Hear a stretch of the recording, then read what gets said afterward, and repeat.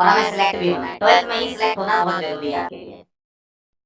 सबसे पहली बात जब आप 10th क्लास में थे तो 10th क्लास में आपका जो सिलेबस था वो उतना नहीं था जितना आपका 11th में बढ़ गया। सही बात है, ये आप सभी लोग जानते कि 10वीं क्लास में आपके चैप्टर बहुत छोटे छोटे हुआ करते थे, कम चैप्टर हुआ करते थे, और वहीं से जो 11वीं में आपका ट्रांजिशन हुआ ना, ये ट्रांजिशन आप समझ नहीं पाए कि क्या हो रहा है जिंदगी में। कई बार आपको खुद लग रहा था कि यार हो तो रहा है, लेकिन ये नहीं समझ आ रहा था कि क्या। 10वीं में कम सिलेबस था, 11वीं में एकदम से सिलेबस में इतना जंप आया और इतनी सारी चीजें हो गई, बहुत भयंकर सिलेबस आपका बढ़ गया। ये बात आप मानते हो? सभी लोग इस बात से एग्री कि हाँ सर 10वीं क्लास में तो हमारा बहुत कम सिलेबस था, 11वीं में आते क्या हो गया, सभी सब्जेक्ट में इतना इतना सिलेबस बढ़ गया। तो 10वीं से 11वीं में आपका भी ट्रांजिशन हुआ भाई, आप भी लॉजिकल ग्रो किए, 10th से 11th आए, आप एकदम से बड़ा महसूस लगे अपने आप को कि यार हम बड़े हो गए। ऐसा लगता है भाई 11वीं में जब हम आते हैं तो सबको ही लगता है, हमको भी लगता था। लेकिन जो सिलेबस चेंज हुआ उसकी वजह से हम वो माइंडसेट अपना डेवलप नहीं कर पाए, और उस वजह से चीजें हमारी छूट गई। शुरू शुरू बहुत जोश था, लेकिन धीमे धीमे आपकी सारी चीजें छूटती चली गई, और एंड में आपको ऐसा लग रहा था कि यार 11th बर्बाद हो गया, जबकि ऐसा नहीं हुआ। कैसे, आइए जरा समझते हैं। अगर अगर हम एक लाइन ड्रॉ करें, मैं इस लाइन को आपको समझाऊं कि भाई साहब ये लाइन जो है, आप यहां खड़े थे 11th में, आप 11th में यहां खड़े थे, और ये आपका गोल है, जो भी आपका टारगेट है। अगर मैं उस जगह पर खड़ा हूं तो आपकी शुरुआत कहां से हुई थी? आप 11th आपने यहां से शुरू करी, और अगर देखा जाए तो दो पोर्शन में कोई भी कॉम्पिटिटिव एग्जाम का सिलेबस डिवाइडेड रहता है। जैसे 11th क्लास की हम बात करें, लगभग 40 से 45% में, अपर लिमिट 45% मान लेता हूं, ये 11th की थी, ये टोटली 11th की लिमिट थी आपकी, ये 11th का पूरा परसेंटेज था, और 55% आपका 12th का, जो कि अभी बचा है। लेकिन अभी आपको अपनी शक्तियों का अंदाजा नहीं है, जो मैं शक्तियां आपको आपकी याद दिलाने आया हूं कि 55% मत खराब करो। अभी आपका 55% है ना, इसको खराब नहीं करना है। और यहां 45% ऐसा नहीं है कि आपका पूरा ही खराब है, 45% ऐसा नहीं है कि आपका पूरा ही खराब है, ऐसा है क्या? नहीं है ना, कुछ तो आता होगा, कुछ तो पड़ा होगा। चलो सबसे कम मान के 10% चल लो।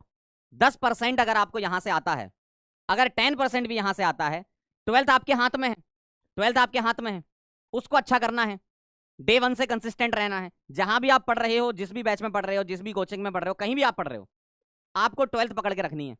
अगर आप 12th में भी 11th जैसी हरकतें करोगे तो फिर कोई कुछ नहीं कर सकता तुम्हारे लिए। पढ़ना तुम्हें खुद है, मेहनत तुम्हें खुद करनी है। तो ध्यान रखना, ये 55% हमें नहीं खोना है। अगर आप ऐसा करते हो तो 55% आपका ये हो गया, और अगर मैं ये मान के चलूं कि 10% आपका यहां से, तो 65% आपका आपके हाथ में है, आपका आपके हाथ में है 65%। तो 65% सिलेबस तो आप पकड़ के रखे हुए हो ना भाई। 10% तो आता होगा 11th का, 12वीं का आप स्टार्ट करने जा रहे हो, तो अब झटका लगा है आपको जिंदगी में 11th में, तो अब आप सुधर जाओ और 55% सही करो। 55% आपका सही होना चाहिए। और अगर किसी भी कॉम्पिटेटिव एग्जाम की बात करें ना, 70 75 80% सिलेबस तक भी अगर आप करके ले गए ना, तो आप उस जगह खड़े होगे जो आपका लक्ष्य है, आपको लक्ष्य मिल जाएगा आपका। इसका मतलब यह है कि हमें 65% से ज्यादा 15% और ऐड करना है इसमें, तो हम पहुंच गए 80% की लिमिट में। यानी कि आपका काम हो चुका है, आपका काम हो चुका है भाई।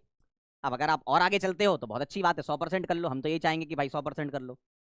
लेकिन अगर देखा जाए जिंदगी में, जब आप 12th क्लास में जाओगे तो उतार चढ़ाव भी आएंगे, है ना, तो उन सब चीजों का फैक्टर भी मैं मान के चल रहा हूं। तो मैं ये मान के चलता हूं कि 80% तो कर लोगे ना। तो 80% अगर तुमने सिलेबस कवर कर लिया, इसका मतलब आप एग्जाम क्वालिफाई कर ले जाओगे। तो सर क्या करना है इसके लिए? गणित तो हमने समझा दिया आपको, अब करना क्या है आपको? 12th क्लास का डे वन से आपको कंसिस्टेंट रहना है। डे वन से जितने भी घंटे आप पढ़ते हो, उसमें 2 से 3 घंटा ऐड कर लो एडिशनल 11th का। क्यों? जो पुराने पाप किए हैं उनको धोना भी है भाई। 11th का जो आपका बैकलॉग पड़ा हुआ है उसको कवर भी करना है। तो सर इसको कैसे करें? आइए जरा उस चीज को भी समझते हैं। आपकी 6 घंटे की स्टडी जो है वो क्लास 12th की होनी चाहिए, 6 घंटे क्लास 12th की होनी चाहिए। और मैं मिनिमम मान के चलूं कि 2 घंटे आप 11th को दे दो, 2 घंटे आप 11th क्लास को दे दो, 12th आप अच्छे से करते रहो। और अगर 12th आपने अच्छे से कर ली, इसका मतलब 12th के बोर्ड में आपके 90% 95% बन जाएंगे, अगर आपने अच्छे से एनसीईआरटी फॉलो कर ली तो बन जाएंगे आपके। या आप किसी और स्टेट बोर्ड से हो तो जो स्टेट बोर्ड की बुक्स होती हैं वो भी पढ़ ली तो हो जाएगा काम। बस 12th क्लास में समय खराब मत करना, बोर्ड भी है हमारे और हमें सेलेक्ट भी होना है। 12th में ही सेलेक्ट होना बहुत जरूरी है आपके लिए, बहुत जरूरी है आपके लिए। क्यों जबरदस्ती 1 साल का ड्रॉप लो, आपके पास समय है ना, आपके पास टाइम है, अभी से सुधर जाओ, अभी से कंसिस्टेंट हो जाओ, टारगेट बना लो कि 12वीं में मुझे सिलेक्ट होना ही होना है। ठीक है।